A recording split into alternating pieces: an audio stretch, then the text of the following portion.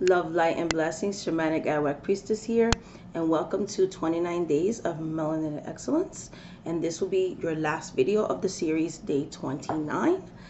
And every year, when I do this, not only do I want to educate, I always want to talk about an important topic related to Black History Month in the sense of things that we need to work on. So last year I talked about police brutality, Black Lives Matter, my own experiences with police brutality and things of that nature. I did pretty much end the series in a very serious note last year.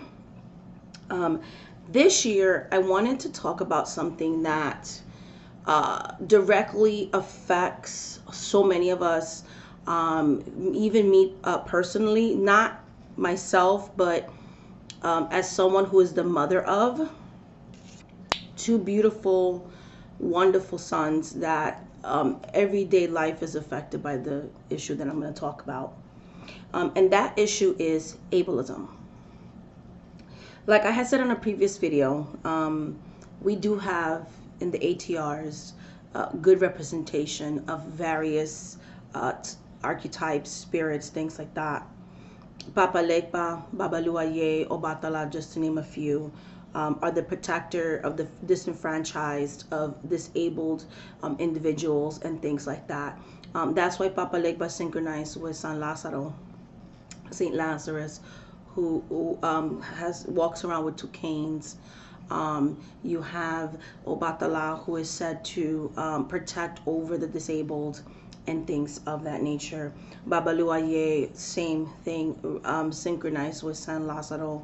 He is the protector of the disenfranchised, the homeless, disabled, and people with illnesses and things of that nature. Obatala, Baba Luaye also work with those who have mental illness and struggle with those types of things, so on and so forth. And I feel that this representation is important because it's important for us to see ourselves in the deities that we work with. I also feel like it speaks to a lot of these indigenous, ancient type of spiritual paths, show that the divine, you know, reflects all of us. We are all created, if you do believe in a higher being, in the image of spirit, God, creator, whatever it is that you believe in. I personally believe that each and every one of us, no matter what we look like, no matter what skin color, gender identity, if you're able-bodied, if you're disabled, all these things, I feel like all of us represent divinity. And I looked towards spirituality because of my sons, specifically my second born, when I was having personal struggles with him and I didn't know what was going on, and we finally got the diagnosis that he was autistic. The form that he has was causing behavioral issues and social issues and things of that nature. We were able to get him diagnosed and he was able to do better in school because then he was able to get the services that he needed. And I remember going to my mom because I felt like my prayers weren't being answered, and she did a ritual and I asked the spirits to give me enlightenment, and I discovered Obatala, I discovered Baba Luaye, I discovered Papa Legba, and I always have prayed for my children when it comes to my son and things like that, for clarity and protection, because the most difficult part wasn't the fact that my son is autistic and the diagnosis with that. I accept my son, you know what I mean? He's special. I feel like everybody's special, right? It was more how society was going to deal with my son. It's just like when I came out, it wasn't about me. Once I accepted myself, it was more about what everybody's else reaction. There's so much ableism in society, and I feel like we don't talk about it enough. I feel like as a spiritual community, these are things that are important. My son faced a lot of discrimination growing up, and I know he still does. And my second youngest, my 15-year-old, my second oldest is an adult now. He's doing well.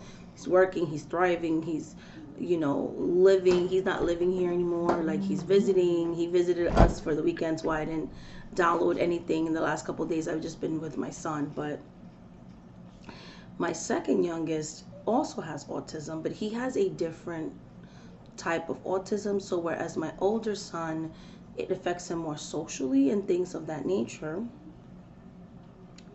and his emotional development, my younger son, it affects him socially, yes, whereas my older son is not really good with he likes personal space and all of that. My younger son is very affectionate, overly affectionate, even with strangers, and psychologically, intellectually, and all these things. He's younger than what his physical age is. Currently, he's 8 mentally, but 15. And I noticed that there's a struggle as he's gotten older when he's doesn't understand things, or when he's having a difficult time prior to COVID-19. He'll get a tantrum, or he'll be upset, and he's crying loudly or whatever. The stares that I get, the whispers that I get, the misunderstanding that I get. There's just so much ableism.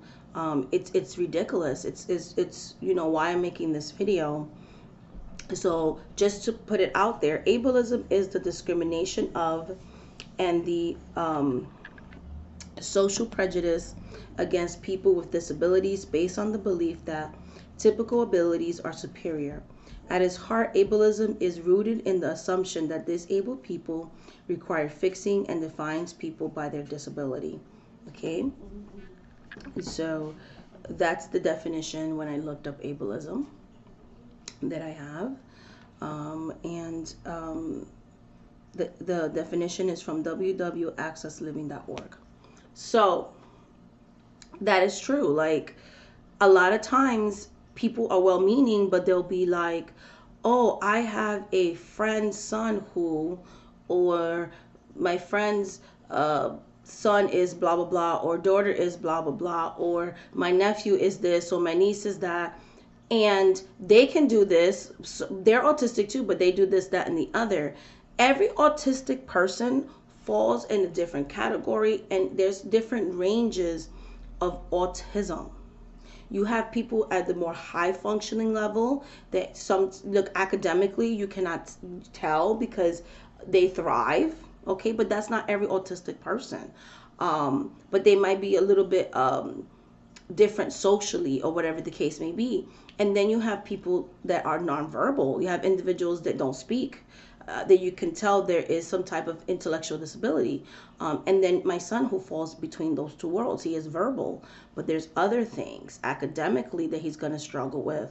There are things that as a family we have to deal with, we have to face and work together as a family. Like, when I get older, questions of, so what's going to happen with my child? Whereas my older son was able to graduate from high school and work and do everything else, I worry about my second youngest. What's going to happen when he graduates? Um, you know, am I going to have to look for some type of like assisted living situation? I've talked to people within the family, like, okay, so there's options for, if he were to choose to, he can stay with this person, that person, and the other. There's the whole issue of economics. Me leaving something for him to know that he's going to be taken care of. There's so many things that I have to think about as his parent, as his mother, that parents with able-bodied children, parents that are not facing these issues don't have to deal with. When a lot of people, a lot of us were worried about the whole remote and non-remote, physical school was not an option for me because of his sensory issues. Just putting a face mask on and leaving there is a big deal for him, and things of that nature. So there's just a lot there. And I'm always getting this stupid people that are well-meaning, annoying thing like, oh, he'll get better. Such and such child does this and that and the other. Like, just FYI, my son is divinely made like everybody else. He is divinely made. He is just the way he's supposed to be. He is a beautiful and a perfect creation. He is the person he was supposed to always be. He has something to add to this world. He has value in this world. He is a wonderful, beautiful energy, an example of unconditional love, an example of triumph over adversity, because he had so many odds against him, and every single one of my son's accomplishments makes me proud because he has dreams. He never gives up on things. He has faith in humanity. He is the most selfless person I have ever met, and it has been an honor to be his mother. It is an honor to be his mother. And I do feel like kids choose their parents, and I'm so grateful that he chose me to be his mother. I'm so grateful that he's the way he is. And I just wish that the world would see people like my son, anyone who is disabled, anyone who has struggles, in the same way. They don't need you to fix them. I've had people like, oh, the other day I was talking to this woman, she's Christian. Or every time I see disabled children, I cry and I ask, why can't God fix them? God doesn't need to fix them. People that have disabilities are perfect. They're fine. They're citizens. They have things to contribute. It's like, oh, this person's disabled, so therefore they're not a sexual being. Therefore they don't, we need to fix them. We need to do this. We need to do that. Like, ableism is disgusting, and it got to stop. Okay, it has to stop. We have to stop looking at people like others and othering people and separating people and all of these things. One of the main reasons why I'm a person who's very private with our politics, not only because of the racial rhetoric that I heard for the last 5 years in the last administration that we had, it was also the fact that this individual made fun of someone with cerebral palsy. Okay, that in itself, even outside of his racism, even if he never said something racism, I would have still not voted for this person, because that was disgusting. And the fact that this person was in a position of power that had that type of thoughts about disabled people is disgusting. You have people that teach their children to think they're better than disabled people. You have people that think it's okay when someone bullies someone because they're different. Okay, and all the things that people have to go through. There are things that parents of disabled children have to go through that you may not have to go through, such as they're 3 more times more likely to be sexually abused by others than their able-bodied counterparts. Half of police shootings and murders are not only racial issues. A lot of times it's also someone who had either a mental illness or some type of disability. So there's also a lot of issues within policing and the disabled people. Okay, anyone with mental disabilities, physical disabilities, and so on and so forth. They're not always protected. And I always have disagreed with that, because there are people with intellectual disabilities. They may not understand. For instance, there was someone who was disabled that wanted to watch a movie, okay, and he wanted to stay in the movie theater. I'm not going to disclose his name because I just feel like that's private, but he was literally beaten to the point of being murdered by the police because he didn't understand why he couldn't be in the movie theater. Like, he just wanted to rewatch his favorite movie. No one took the time to explain, no, let's just go to the police, and then he's not listening, he's not complying, so let's just do our thing. And that's so disgusting.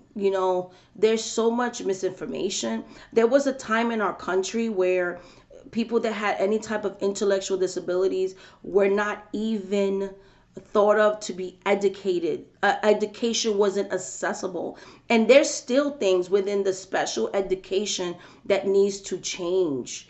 There's so many things that need to change. There's so much more that they can do with our children.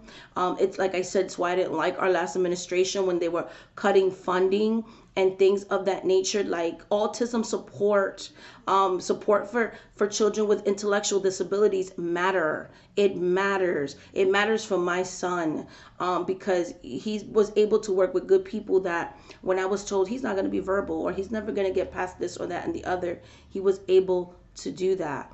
And I dealt recently with ableism within my own channel when someone said something very discriminatory, very disgusting, and very nasty on my channel about my son and called him the R word, okay, to make fun of his mental impairment. Yes, this person has been blocked. I reported them to YouTube. I cannot believe in 2021 people still think it's okay to call people the R word. Oh, I didn't know he was the R word. How cute. They think that it's okay to say these things. They think it's okay to say racist comments. It's disgusting to me. And I feel like ableism has no place within a spiritual community. We are those that are seeking to connect with source or whatever your spiritual path is. And we should be examples to the world. There needs to be not just tolerance. No, there needs to be understanding. There needs to be respect. There needs to be all these types of things. There just needs to be that. It's just a sad world that we live in, that people think it's okay to make jokes about ableist people. I mean, ableism is a real issue, and it like I said, it just has to stop. And I'm the proud mother of 2 disabled sons, and I wouldn't have it any other way. Nobody needs to think they need to fix a disabled person. Like, maybe you need to fix yourself. Maybe the one that needs fixing is you. If you could be so superficial and judgmental and thinking somehow you're better because they're different, they walk different, or they can't walk, or someone can verbalize, or someone can hear as well as you, or someone can see as well as you, or someone isn't as academically gifted as you, or so whatever, so on and so forth. Maybe the problem is not them. Maybe the problem is you. Maybe there's something with you that for some reason people that are different than you bother you so much. So anyways, I just wanted to share this video and to just give a space, because my channel is for all marginalized people, anyone from the diaspora, anyone from LGBTQ plus IA communities, brown and black, indigenous people, of color, and just everyone as a whole. This channel is inclusive. You are welcome, you are heard, and you are safe, okay? And I just feel like someone had to say it. Someone had to say it. Like, the ableism has got to stop. Representation matters. Representation matters. And we are all divinely created. We are all beautiful and special and valid and important to society in our own ways. I get really emotional about this topic because I notice the older and older my son gets, the more stares happen, the more misunderstanding happen, the looks of judgment that mother bear in me just wants to I be wanting to strike some people. I'm not even gonna say her lot to you because they piss me off. Like, it's not even the children. Sometimes the adults are worse than the children, because children are born innocent. We teach our children discrimination and prejudice. Adults teach them that. Kids are not born like that. Kids are born loving everybody and not judging anybody. We contaminate. And at the same way that we can contaminate the future generation, we can teach the future generation acceptance and seeing the beauty in everyone. Much love, much light, much blessing. Thank you so much for watching this video. And thank you so much for being with me 29 days of melanated excellence. Please, please, Black lives matters. Disabled lives matter. Okay? All marginalized people, they matter. And we need to speak up. We need to speak up. Much love, light, and blessings. Thank you so much for watching this video. Until the next video, guys. Bye.